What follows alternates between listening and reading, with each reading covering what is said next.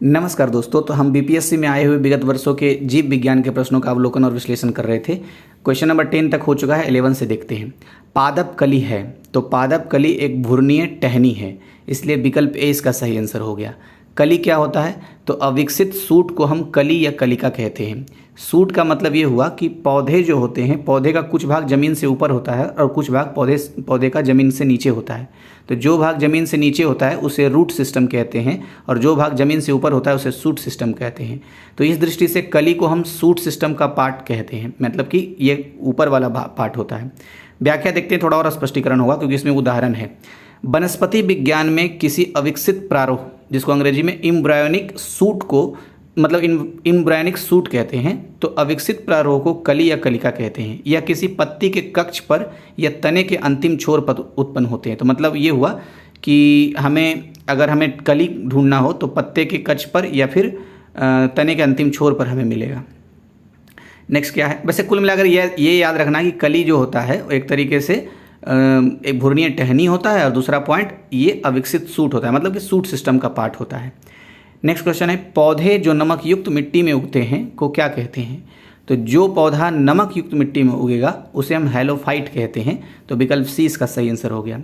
कभी कभी क्वेश्चन ये भी बनता है कि वैसे पौधे जो बिना मिट्टी के सिर्फ जल में उगते हैं या बढ़ते हैं तो उन्हें क्या कहते हैं? तो इसी में से एक आंसर है, आपको बताना है। चलिए मैं ही बताता हूँ, हाइड्रोफाइट कहते हैं उसको।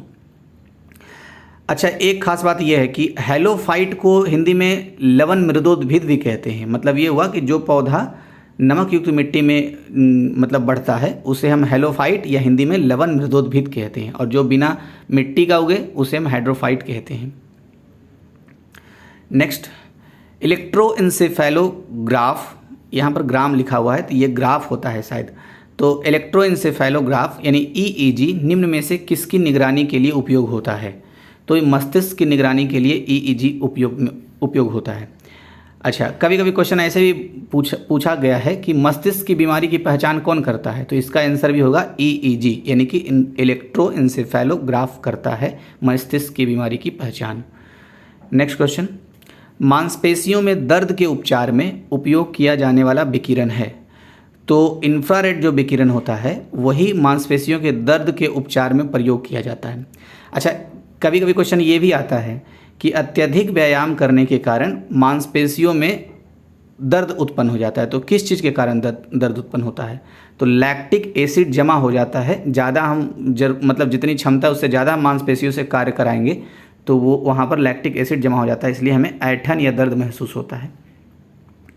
नेक्स्ट देखते हैं, जीवों में अत्यधिक विविधता का कारण है।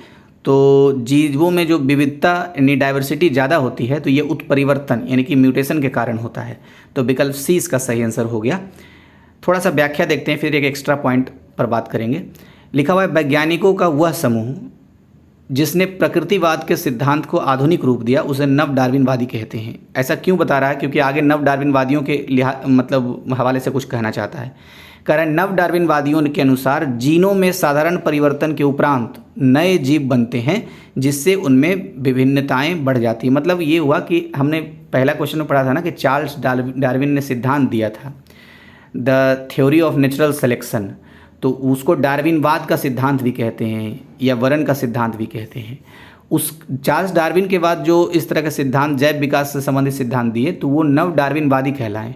और उन्होंने ही ये बात कहा कि जीन में साधारण परिवर्तन के उपरांत नए जीव बनते हैं जिससे उनमें विभिन्नताएं बढ़ती है, और अंततः क्या होता है, इन परिवर्तनों को उत्परिवर्तन कहते हैं। और ये परिवर्तन स्पष्टतः वंशगत होने के साथ साथ पीढ़ियों में वरण द्वारा नई जातियों की उत्पत्ति होती है। मतलब कि वही धीरे धीरे परिवर्तित होते होते नई प्रजाति में बदल जाते हैं। तो ये डार्विन के बाद वाले लोगों ने जो सिद्धांत दिया उससे ही निकल करके आया। खैर, तो हमने तो ये देख लिया कि जीव में अत्यधिक विविधता उत्परिवर्तन के कारण होता है, लेकिन उत्परिवर्तन का सिद्धांत दरअसल किसने दिया? तो ह्यूगो डी ब्रीज ने उत्परिवर्तन का सिद्धांत दिया था।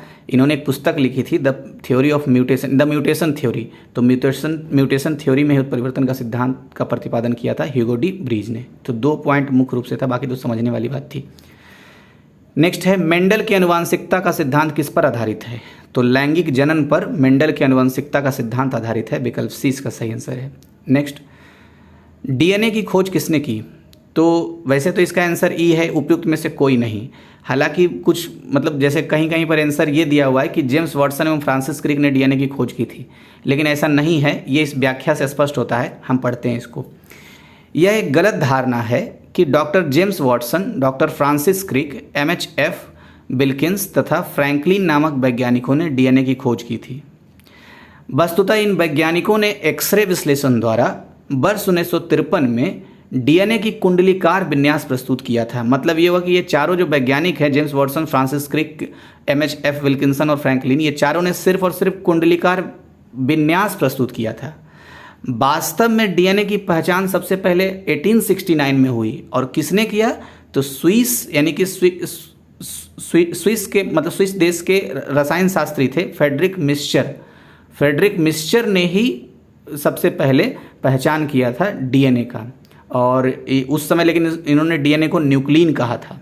तो अभी डीएनए का फुल फॉर्म क्या होता है आप तो जान ही रहे होंगे, तो आप बताइएगा कमेंट बॉक्स में डीएनए का फुल फॉर्म क्या होता है, मैं इंतजार करूंगा। और ये स्विस जो शब्द है, स्विस मतलब शायद स्विट्जरलैंड के वैज्ञानिकों को बोलते होंगे शायद, स्विस। नेक्स्ट देखते हैं क्वेश्चन नंबर 18।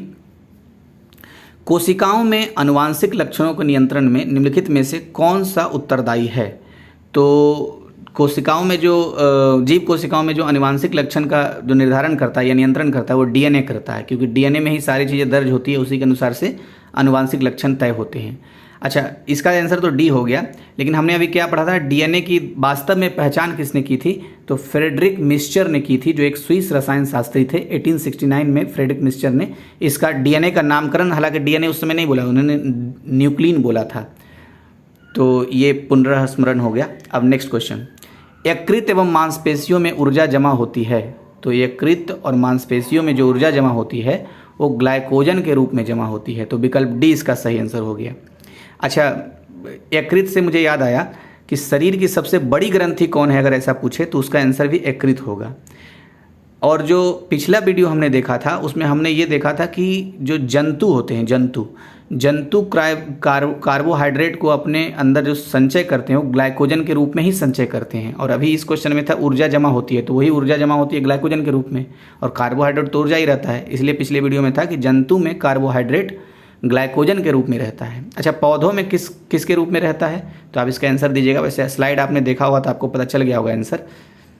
देखिए, व्याख्या भी थोड़ा देख लेते हैं। लिखा हुआ है शरीर की कोशिकाओं को कार्य करने के लिए ऊर्जा की आवश्यकता होती है। तो हाँ, होती है। यह ऊर्जा शुगर, वसा, प्रोटीन की रासायनिक क्रियाओं से प्राप्त होती है। एकदम सही है। शुगर शरीर में ग्लूकोज में परिवर्तित हो जाती है, जो एक सरल शर्करा है।